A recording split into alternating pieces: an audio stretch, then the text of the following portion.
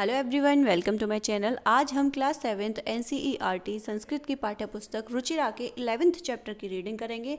तो पढ़ना स्टार्ट करते हैं पूरी एनर्जी के साथ। और संस्कृत एक बहुत ही इंटरेस्टिंग सब्जेक्ट है, तो हिंदी में अर्थ करके बहुत ही आसानी से समझने की कोशिश करेंगे। ये एक स्टोरी है, स्टोरी में बहुत ही अच्छी स्टोरी है। एकादशः पाठ यानी कि 11वां पाठ। समवायु, समवायु मतलब होता है समूह ही, मतलब निश्चित रूप से। दुर्जय, दुर्जय होता है कठिनता से यदि किसी चीज़ को जीता जाए, यानी कि एक समूह बना के किसी भी चीज़ को कठिनता से जीता जा सकता है, यानी कि एकता में शक्ति है।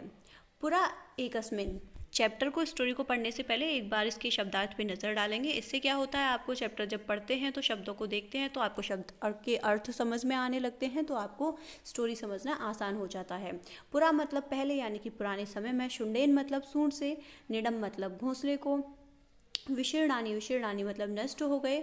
तमुपेत्य, तम धन उपेत्य यानी कि उसके पास जाकर। मध्याह्ने मतलब दोपहर में। निमील्य, निमील्य मतलब होता है बंद करके। स्थास्यति, स्थास्यति मतलब रुक जाएगा। स्फोट, स्फोटयिष्यति मतलब फोड़ देगा। तृषार्थः, तृषार्थः, तृषा प्लस आर्तः मतलब प्यास से पीड़ित, यानी कि जब उसे प्यास लगेगी तो। गर्तः मतलब गड्ढा। तथाकृते मतलब वैसा करने से। अनुसृत्य अनुसरण करके। पतितः मतलब गिर गया। मृतः मतलब मर गया। चौकत्य यानी कि च धन उक्तम और कहा गया है। दुर्जयः, दुर्जय मतलब कठिनता से जीतने योग्य। बहुनामप्य साराणाम यानी कि बहुनाम धन अपि धन असाराणाम। बहुनाम मतलब अनेक, अपि मतलब भी, असाराणाम मतलब निर्बलों को या निर्बलों का। समवायः मतलब समूह या संगठन, जिसको हम ग्रुप कहते हैं। पढ़ना शुरू करेंगे। पुरा यानी कि पुराने, प्राचीन या पुराने समय में। एकस्मिन एक।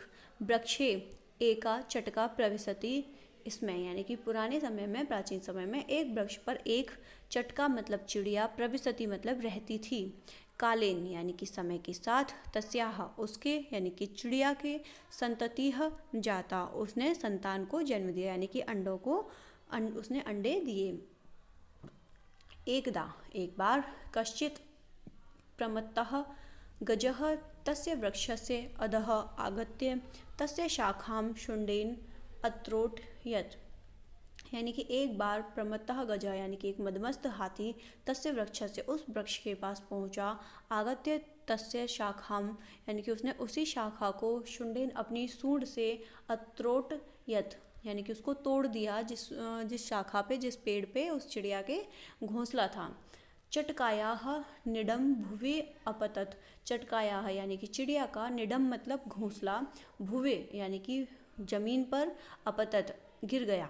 तेन अंडानी विशीर्णानी उसके जो अंडे थे। विशीर्णानी मतलब नष्ट हो गए, टूट गए। अथ सा चटका व्यलपत, तो जब उसके अंडे नष्ट हो गए तो वो जो चिड़िया थी वो विलाप कर रही थी। तस्याह विलापम उसका ये विलाप देखकर, यानी कि उसका दुख देखकर, जो वो दुखी हो रही थी, श्रुत्वा उसके विलाप को सुनकर। काष्ठकूटः, काष्ठकूटः नाम यानी कि काष्ठकूट नाम का एक खगा पक्षी। दुखेन ताम अपृच्छत, काष्ठकूट यानी कि जो कठफोड़वा होता है, काष्ठकूट नाम का कठफोड़वा था, एक पक्षी था। उसने उसके दुख को देखकर अपृच्छत उससे पूछा। भद्रे हे प्रिय, किमर्थम विलपसी तुम क्यों विलाप कर रही हो। इति तुम ऐसे क्यों विलाप कर रही हो। चटका वदत, चटका अवदत यानी कि चटका ने, जो चिड़िया थी उसने बताया। दुष्ट, दुष्टे नैकेन गजेन एक दुष्ट हाथी ने।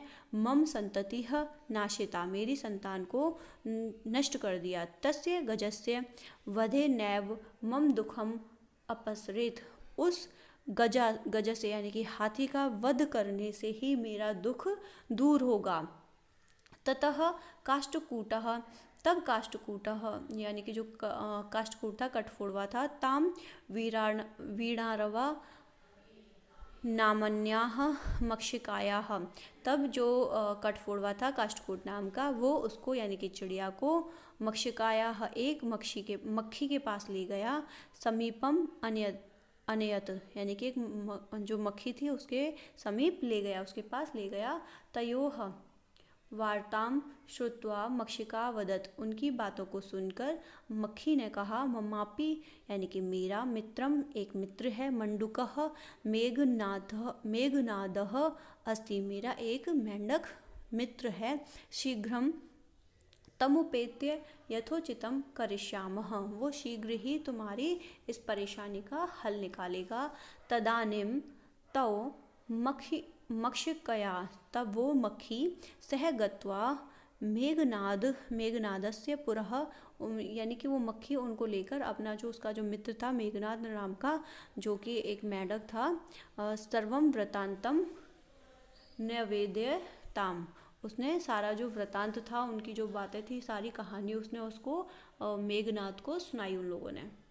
मेघनादः अवदत्, मेघनाद ने कहा, यथाहम कथयामि तथा कुरुतम, मेघनाद ने कहा, यथाम अखत्यामि, जैसा मैं कहता हूँ, तथा कुरुतम, वैसा ही करो।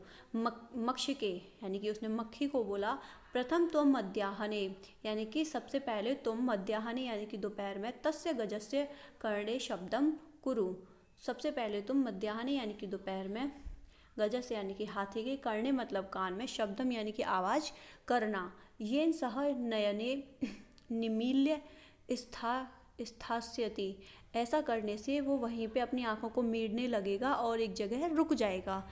तदा काष्ठकूटः, तब काष्ठकूट यानी कि जो कट को फोड़वा था, चंचुआ, वो अपनी चोंच से, तस्य नयने, अपने उसके जो आँखें हैं यानी कि हाथी की जो आँखें हैं, स्फोटयिष्यति, उनको फोड़ देगा। एवं सह गजः अंधः भविष्यति, और इससे वो जो गज है यानी कि जो हाथी है वो अंधा हो जाएगा।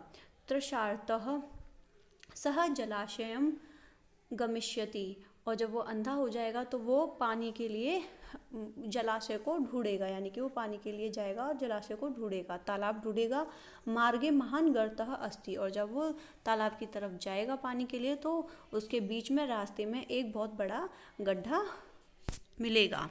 तस्य अंतिके अहम स्थास्यामि शब्दम च करिष्यामि, और वहाँ उस गड्ढे के पास अंत में मैं शब्दम यानी कि मैं आवाज़ करने के लिए होऊंगा, करिष्यामि मैं आवाज़ करूँगा, मम शब्देन मेरे जो शब्द होंगे यानी कि मेरी जो आवाज़ होगी, तम गर्तम उसको सुनकर, जलाशयम वो समझेगा कि जलाशय यानी कि तालाब आ गया है, मत्वा स तस्मिन्नेव गर्ते पतिष्यति मरिष्यति च, और वो उस जो गर्ते यानी कि जो गड्ढा है उसमें वो गिर कर मर जाएगा। अथ तथा कृते सह गजः, ऐसा जैसा उसने कहा वैसा ही करने पर, मध्याह्ने दोपहर में, मंडूकस्य शब्दम यानी कि जो मेंढक के कहे शब्द थे, अनुसृत, उनका अनुसरण करके उन लोगों ने वैसा ही किया। महतः गर्तस्य, और जो वो था हाथी था वो गर्तस्य अंतः पतितः मृतः च, वो उस गड्ढे में गिरकर उसका अंत हो गया। तथा चोक्तम अतः कहा भी गया है, बहुनाम यानी कि अनेक, बहुनामप्य साराणाम, बहुनाम यानी कि अनेक, अपि मतलब भी, साराणाम मतलब हमने अभी शब्दार्थ पढ़े कि अनेक निर्बलों का, बहुनाम मतलब अनेक, असाराणाम निर्बलों का, जो अनेक निर्बल यानी कि अनेक कमज़ोर लोग भी मिलकर समवायो अगर समूह बनाते हैं ही, तो निश्चित ही रूप से दुर्जयः वो किसी भी कठिन कार्य को संभव कर सकते हैं, यानी कि अनेक निर्बल लोग भी मिलकर किसी भी कठिन कार्य को अंजाम दे सकते हैं, किसी भी कठिन कार्य को उसमें सफल होने योग्य हो जाते हैं। एक तरह से हम कह सकते हैं कि एकता में शक्ति है। तो काफ़ी इंटरेस्टिंग चैप्टर है। जैसे कि बच्चों को संस्कृत काफ़ी टफ लगती है, तो ये इतना टफ नहीं है। आप एक एक शब्द को उसके अर्थ के साथ पढ़ेंगे तो आपको समझने में बहुत ही मज़ा आएगा और काफ़ी इंटरेस्टिंग स्टोरी है। तो वीडियो को ज़्यादा से ज़्यादा लाइक करें, शेयर करें अपने फ्रेंड्स के साथ, ताकि उनको भी चैप्टर को समझने में आसानी रहे। Thanks for watching my video. Have a great day. God bless you all.